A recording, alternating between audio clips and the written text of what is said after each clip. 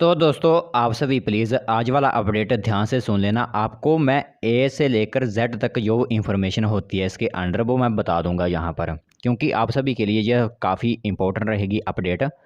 तो जितनी भी इंफॉर्मेशन आप कवर कर सकोगे यहाँ पर तो आपके लिए ही ठीक रहेगा। जो भी पटवारी की भर्ती देखना चाहते हैं, चाहे 2023 में आए चाहे वो 2022 में आए। तो सबसे पहले जो आज का महत्वपूर्ण क्या हुआ है यहाँ पर, R and P rules change किए गए हैं। जैसे आर एंड पी रूल्स होते हैं, जैसे पहले +2 की गई थी, तो अब क्या एलिजिबिलिटी उन्होंने रखी हुई है। पहले एज सैलरी क्या होती थी, अब क्या एज सैलरी रखी गई है, वो पूरी इन्फॉर्मेशन आपको मिलेगी इस वीडियो में। तो ध्यान से सुनते रहना और चैनल को सब्सक्राइब जरूर कर लेना। आप जो रेड कलर का सब्सक्राइब बटन आपको दिख रहा है उसे ज़रूर दबा दीजिए।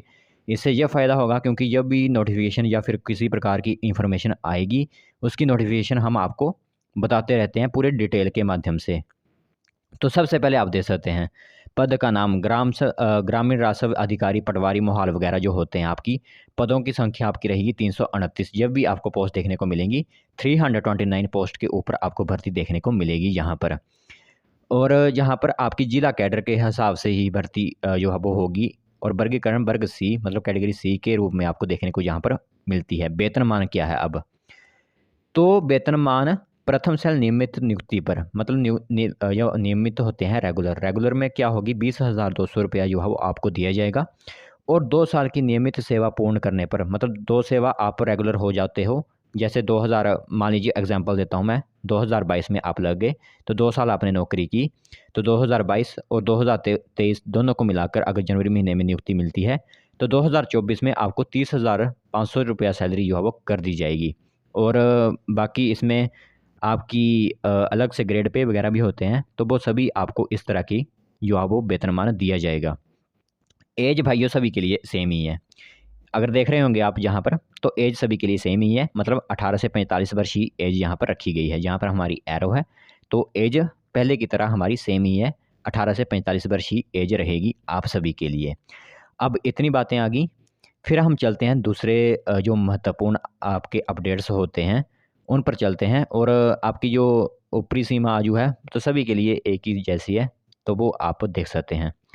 अब जो महत्वपूर्ण बातें होती हैं उनकी तरफ नज़र डाल देते हैं। अब आ गई आपकी एलिजिबिलिटी, एजुकेशन क्वालिफिकेशंस क्या हैं। 7वें नंबर पर है हमारी एजुकेशन क्वालिफिकेशंस। तो सीधी भर्ती किए जाने वाले व्यक्तियों के लिए अपेक्षित न्यूनतम शैक्षणिक योग्यता क्या कही गई है। तो अब यहाँ पर सभी के लिए बहुत ही दुख भरी खबर है। मैं विशेषकर कहना चाहता हूँ जो +2 पास हैं उनके लिए एक बहुत ही झटके वाली खबर हो सकती है, क्योंकि जो पहले पटवारी की भर्ती होती थी उसको 12th पास लोग भर सकते थे। अब क्या किया कहा गया है यहाँ पर, अगर आप देख रहे होंगे यहाँ पर, तो किसी मान्यता प्राप्त विश्वविद्यालय संस्थान से स्नातक डिग्री मतलब अंडर ग्रेजुएट अब आप होने चाहिए। तो ये एक कंडीशन जो है वो नई लागू हुई है, जिससे काफ़ी युवाओं को झटका लग गया होगा। तो जहाँ पर बीए, बीएससी चाहे बीकॉम में आपने की हुई है, अगर अंडर ग्रेजुएट हो आप, तो आप इस फॉर्म को भर सकते हो। और इसी के साथ किसी मान्यता प्राप्त संस्थान से बेसिक कंप्यूटर एप्लीकेशन में 1 साल का डिप्लोमा। और एक और कंडीशन जो है वो लागू कर दी गई है कि अब रेवेन्यू डिपार्टमेंट में यानी आप पटवारी भर्ती में तभी क्वालिफाई हो सकोगे अगर आपके पास कंप्यूटर डिप्लोमा मौजूद है। तो ये एक इम्पोर्टेंट अपडेट जो है वो R and P rules change किए गए हैं। पहले ऐसा कुछ नहीं होता, सिर्फ जो 12th पास हैं उनको डायरेक्ट देना पड़ता था एग्ज़ाम, और तब उनको शॉर्टलिस्ट कर लिया जाता था जिनके अच्छे नंबर आते थे।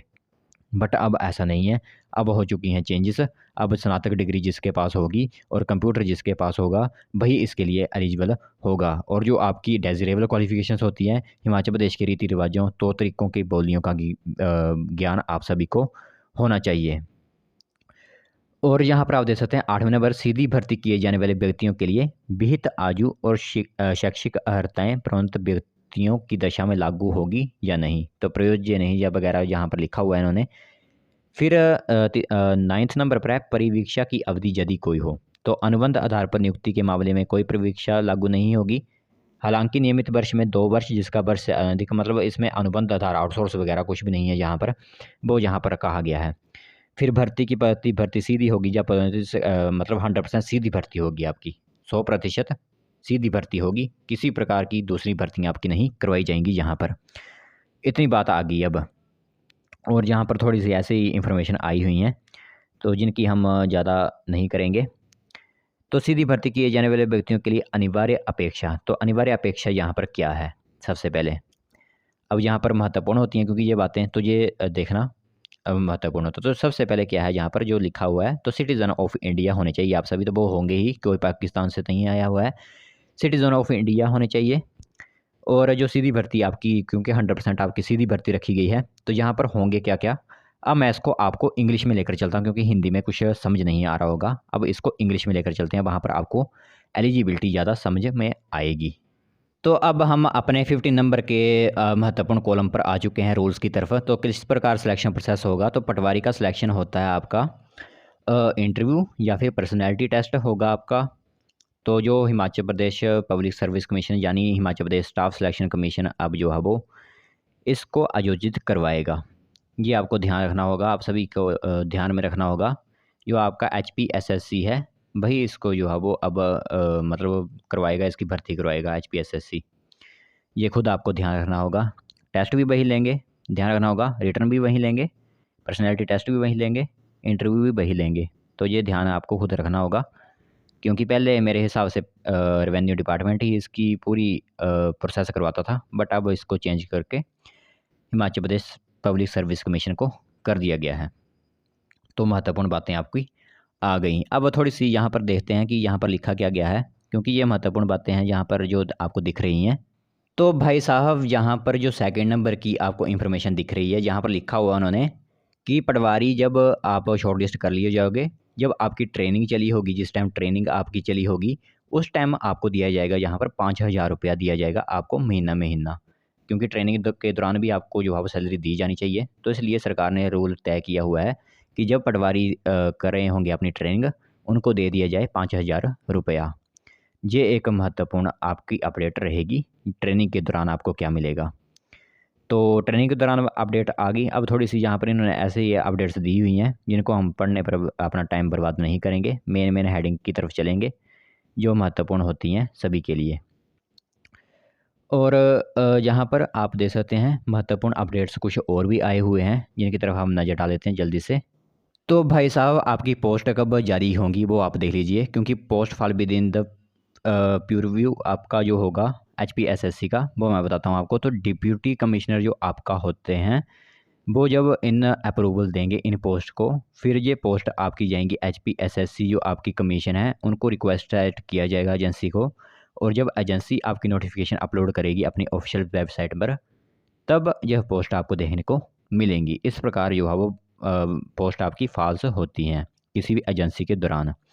फिर मैं आपको थोड़ी सी इसमें कॉन्ट्रैक्टुअल एमोलमेंट्स बताता हूँ किस प्रकार सैलरी होगी कॉन्ट्रैक्ट में। सबसे पहले 12,120 रुपये जो होता है वो दिया जाएगा, प्लस ₹100 आपको स्पेशल पे अलाउंस दिया जाएगा, प्लस 125 रुपये आपको वास्ता अलाउंस दिए जाएंगे और 125 रुपये आपको स्टेशनरी अलाउंस दिए जाएंगे। फिर 500 फिक्स्ड ट्रैवलिंग अलाउंस आपको 1 महीने का होगा, मतलब कहीं पर आपको जाना पड़ता है, जैसे किसी की ज़मीन नापने जाना पड़ेगा या किसी का वो करना पड़ता है, तकसीम वगैरह करना पड़ती हैं, तो उन सभी के लिए कहीं कहीं पर जाना पड़ता है, तो उस गाड़ी के खर्चे के लिए आपको यहाँ पर 500 रुपये जो हो ट्रैवलिंग अलाउंस दिया जाएगा। तो an amount of ₹600 annual increase, 600 रुपया हर साल जो है वो आपका इंक्रीज़ होता जाएगा यहाँ पर। तो ये कुछ महत्वपूर्ण बातें हैं जो आपको ध्यान में रखनी होगी। और सिलेक्शन प्रोसेस पता है आप सभी को किस प्रकार होता है सिलेक्शन प्रोसेस, इसमें रखा हुआ है इन्होंने कि आपका रिटर्न होगा, पर्सनैलिटी टेस्ट होगा, इंटरव्यू टेस्ट होगा। तो इस तरह के जो है वो सिलेक्शन प्रोसेस इसमें होते हैं, बट मेन है रिटन टेस्ट, उसको क्वालिफाई कीजिए, अभी से पढ़ना शुरू कर दीजिए। फिर जहाँ पर कुछ एग्रीमेंट्स वगैरह हैं तो यहाँ पर इतनी ज़्यादा आपने नहीं जाना है डीपली, थोड़ी थोड़ी सी इन्फॉर्मेशन सुननी है मेन। तो थोड़ी सी लीव के बारे में भी इन्फॉर्मेशन आई हुई थी कि लीव फिर किस प्रकार दी जाएगी आप सभी को। तो लीव में आपको मतलब यहाँ पर 10 डेज़ आपकी मेडिकल लीव होगी, यहाँ पर अगर आप देख रहे होंगे तो यहाँ पर आपकी 180 दिन का कार्य मैटरनिटी लीव होती है, 15 डेज़ पैरेंटल लीव होती है आपकी, 10 डेज़ मेडिकल लीव होगी और 5 दिन की आपके लिए स्पेशल लीव होगी।